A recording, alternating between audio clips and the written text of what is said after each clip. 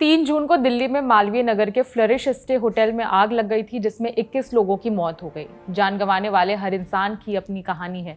इन 21 लोगों में 8 ऐसे भी लोग थे जो एक ही परिवार के थे।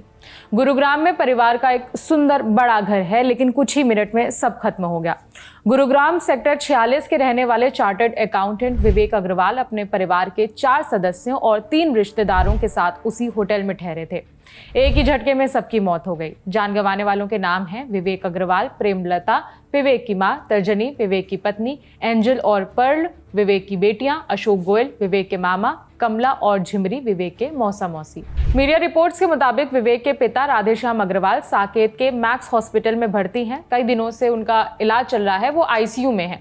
अपने पिता की देखभाल के लिए और उनके साथ रहने के लिए विवेक का पूरा परिवार दिल्ली के होटल में रुका हुआ था, ताकि राधेश्याम के नजदीक रह सकें।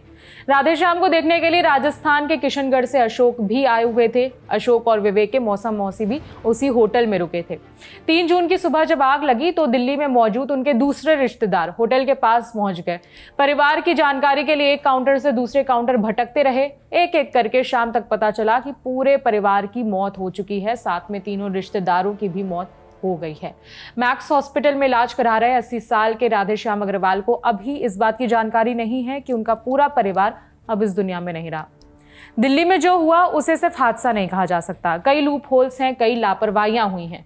दिल्ली सरकार की ओर से होटल को बेड एंड ब्रेकफास्ट यानी कि BNB के तहत 6 कमरे बनाने का लाइसेंस दिया गया था, लेकिन होटल में 25 कमरे बने थे। कुछ कमरे बेसमेंट में भी बनाए गए थे। दिल्ली सरकार के फायर चीफ के मुताबिक फायर डिपार्टमेंट ने इस बिल्डिंग को कोई फायर NOC जारी नहीं किया था। बिल्डिंग में basement plus ground plus 5 floors थे, यानी ये 15 मीटर से ऊंची इमारत थी।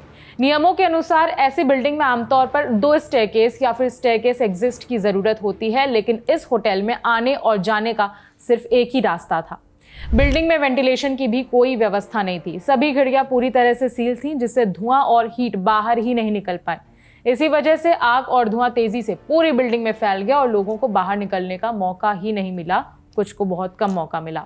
केस में फ्लरिश स्टे होटल के मालिक लवकेश बजाज को दिल्ली पुलिस ने गिरफ्तार कर लिया है। लवकेश के खिलाफ गैर इरादतन हत्या का मामला दर्ज किया गया है। न्यूज एजेंसी PTI के मुताबिक मरने वालों में 10 भारतीय और 11 विदेशी नागरिक हैं। इनमें 9 अफ्रीकी और 2 तुर्कमेनिस्तान के हैं। घायलों को इलाज के लिए मैक्स हॉस्पिटल और एम्स ट्रॉमा सेंटर में भर्ती कराया गया है। मैक्स हॉस्पिटल के अधिकारी ने बताया कि करीब 39 लोगों को हॉस्पिटल लाया गया था, जिसमें से 18 की पहले ही मौत हो चुकी थी। 15 लोग ICU में एडमिट हैं, जिनमें से 8 वेंटिलेटर पर हैं, जिनकी हालत बहुत नाजुक है। एक व्यक्ति बहुत ज्यादा झुलस गया था, इसलिए उसे सफदरजंग हॉस्पिटल रेफर कर दिया गया है। इन 21 मौतों और अस्पताल में जिंदगी मौत से लड़ रहे लोगों को किसी हादसे का शिकार नहीं कहा जा सकता है। पूरी समझ और पूरे होशो हवास में लापरवाही की गई है। नियमों की धज्जियां उड़ाई गई। इंसान को इंसान नहीं, कीड़ा मकोड़ा समझा जाता है। इसे प्री प्लान्ड कहेंगे तो भी गलत नहीं होगा। फर्क बस इतना है कि लिस्ट में नाम किसी का भी हो सकता है। जब ऊपर से नीचे तक घपला ही घपला है, तो आज नहीं तो कल शिकार कोई भी हो सकता है। इस खबर में इतना ही। अपनी राय कमेंट करके बता सकते हैं। मेरा नाम है विभावरी। देखते रहिए दिल्ली लंटॉप।